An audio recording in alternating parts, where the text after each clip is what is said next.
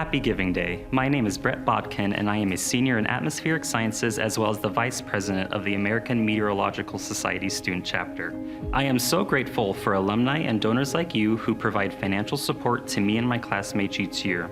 I have received the Giving Day scholarship twice, and due to that generosity, I was able to continue my education and gain valuable experience working in the Mountain Meteorology Lab to expand my technical and research skills. Giving Day donors help students like me achieve our academic goals and accelerate our career training and education in the STEM disciplines like atmospheric sciences. Every gift makes a difference. As an incentive, some alumni, faculty, and staff have pledged matching funds and challenge grants to expand the impact of your gift. By donating today, you are investing in the future. Our goal this year is to raise $25,000 for atmospheric sciences students. Please chip in. Thank you for your support.